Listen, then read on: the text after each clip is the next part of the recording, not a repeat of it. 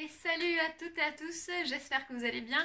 Aujourd'hui je vous retrouve avec une nouvelle vidéo sur les plantes pour parler des différents inconvénients qu'on peut avoir parfois. Cette fois-ci on va parler de moisissures parce que c'est un problème auquel je viens de me confronter tout récemment, ça m'était jamais arrivé. Donc on va voir comment ces moisissures peuvent venir, comment les reconnaître aussi puisqu'on peut parfois les confondre et surtout comment lutter contre ces moisissures et quoi faire en cas de terreau atteint de moisissures.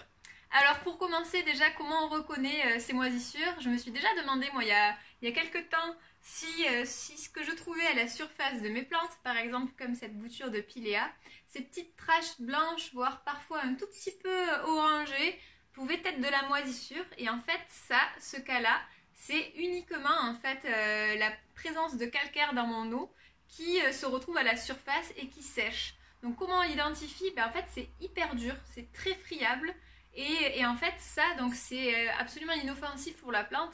C'est-à-dire que le mieux c'est quand vous voyez justement cet excès de calcaire à la surface de vos plantes, eh bien il faut essayer un petit peu de gratter le terreau, enlever ces surfaces un petit peu sèches et de remettre du terreau tout neuf à la surface. Juste un surfaçage voilà, de terreau suffira, il n'y a pas besoin d'enlever tout le terreau et ce n'est pas inoffensif pour la plante.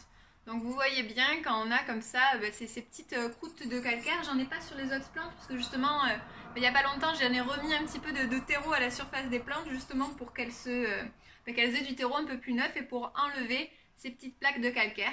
Donc c'est vrai que le mieux pour les plantes c'est de les arroser avec une eau non calcaire. Moi à Montpellier l'eau est hyper calcaire, j'achète pas d'eau en bouteille. Pour l'eau que je bois en carafe, j'ai des petites perles de céramique, donc soit je vais en mettre dans mon arrosoir pour essayer d'enlever un peu le calcaire de mon eau de plante.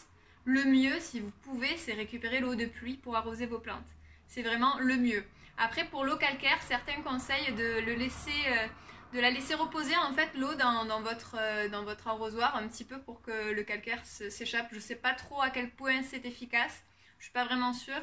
D'autres disent qu'il faut faire bouillir l'eau puis la faire refroidir. Je vous avoue que moi avec toutes les plantes que j'ai pas le temps de faire ça et je sais même pas si vraiment ça enlève le calcaire puisque parfois même dans mon thé à la surface je vois ces petites plaques de calcaire là. Donc ma foi c'est pas le plus inoffensif pour les plantes et on peut pas vraiment appeler ça moisissure. C'est vraiment ces petites choses là, c'est vraiment juste le calcaire qui remonte et c'est pas des plus dangereux pour la plante. Alors ça on le reconnaît parce que donc c'est sec, friable. Un autre type qui peut être bien pratique pour reconnaître une moisissure, c'est voilà, justement cette texture.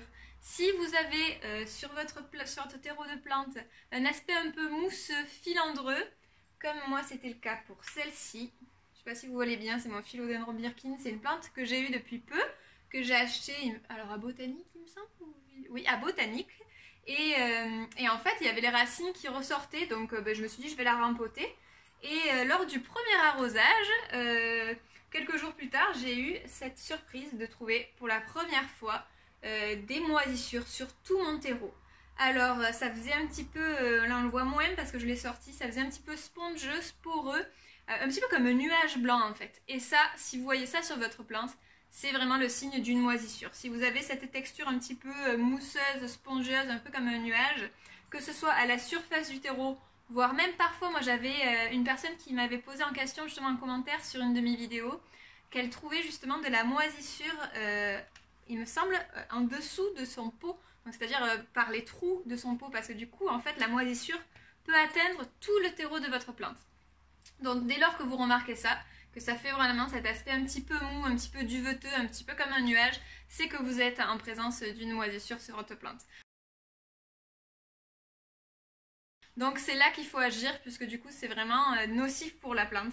Donc la première des étapes à faire, c'est quand vous identifiez ça, ces petits nuages là, c'est vraiment de sortir votre plante pour pas que les spores en fait de la moisissure ne pénètrent dans votre air ambiant et n'aillent aussi se retrouver sur vos autres plantes.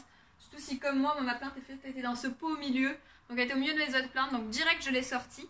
Et en fait je me suis rendu compte que dehors ça a séché un petit peu la moisissure, je sais pas si vous voyez, ça fait plus du tout duveteux, elle a vraiment séché. Deuxième étape à faire, c'est d'enlever le terreau qui est moisi. Donc moi c'est ce que je vais faire, la suite à cette vidéo, je vais regarder sur quelle couche mon terreau est atteint. Si les spores ont descendu, si les moisissures se retrouvent vraiment entièrement dans mon terreau, je l'enlève. puisque du coup c'est vraiment nocif pour la plante. Il faut vraiment faire attention que les racines ne soient pas atteintes non plus. Moi c'est tout récent donc je pense pas que les racines soient atteintes. Et une des premières étapes à faire, voilà, c'est d'enlever le terreau. Et quand vous enlevez le terreau, de bien nettoyer votre pot, puisqu'il peut en rester sur le pot, et s'il en reste un petit peu, ben c'est pareil, ça se redéveloppera dans votre plante, enfin dans votre plante, dans le nouveau terreau de votre plante. Donc pour nettoyer votre pot, vous pouvez utiliser du vinaigre blanc, ça marche très bien. Certains utilisent de l'alcool à brûler, moi je ne vais pas faire ça parce que l'odeur est très très forte. Surtout, n'utilisez pas de fongicide sur votre plante, enfin sur le terreau de votre plante, parce que ça risque de nuire à votre plante. Donc vraiment, si vous changez le terreau entièrement, le terreau, mettez-le directement soit au compost, soit à votre poubelle, pour pas que ça atteigne vos autres plantes. Voilà, vraiment, ne le dispersez pas dans votre jardin. Moi, je vous conseille de le jeter direct. Nettoyez bien le pot, donc avec de l'alcool à brûler, et mettez un nouveau terreau. Alors là, une des raisons pour lesquelles on peut avoir des moisissures, justement, c'est le terreau. En fait, moi, j'en ai jamais eu de ces moisissures-là. Donc, j'ai cherché un petit peu les causes qui pouvaient en être. Donc, une des causes les plus fréquentes des moisissures, c'est un surarrosage. Donc ça c'est très fréquent. Si on arrose trop, ben du coup, vous pouvez avoir un terreau très humide qui favorise les moisissures. Mais si vous attendez bien que au moins sur 2 cm votre terreau soit sec pour arroser votre plante, il n'y a pas de souci. Également, si vous arrosez par le bas, donc comme je vous disais dans une des vidéos que j'ai réalisées sur les conseils pour les débutants, par bassinage, c'est-à-dire que vous avez soit des petites coupelles et vous mettez dans votre coupelle l'eau et la plante absorbe en fait l'eau par le bas, il n'y a pas de souci. Il faut aussi privilégier les pots qui sont troués. Mais donc moi je suis tous ces conseils là, donc je me dis comment ça se fait que j'ai eu cette moisissure. Pourquoi sur cette plante en particulier? Et j'ai trouvé en fait, en fouillant sur des articles, l'origine de cette moisissure en fait c'est mon terreau. Parfois, donc c'est un terreau tout neuf que j'avais acheté également à Botanique en même temps que la plante. Et donc parfois le terreau en fait est soit trop riche en... comment on appelle ça, ben, vous savez, en fumier, et trop riche en toutes ces substances organiques qui vont favoriser en fait l'apparition de ces moisissures-là. Et justement sur l'article il disait, et ça va souvent de pair avec des moucherons.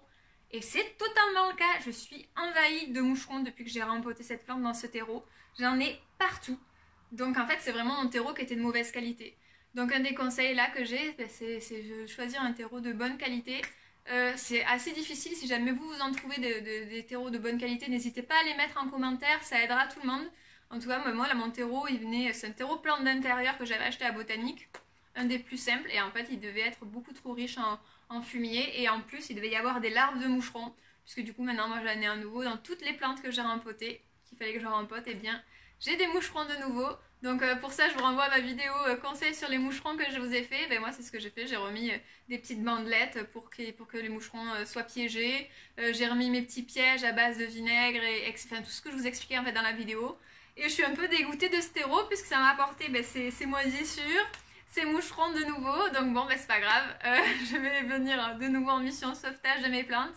En tout cas, j'espère que ça vous aura aidé à identifier les moisissures et avoir quelques conseils justement pour lutter contre ces moisissures, les prévenir et comment faire si jamais vous vous retrouvez justement avec des moisissures un petit peu vaporeuses comme ça sur vos plantes blanches, que vous puissiez les identifier pour les traiter. Voilà, ben c'est tout pour aujourd'hui. J'espère que ça vous aura plu et que ça vous aura aidé surtout.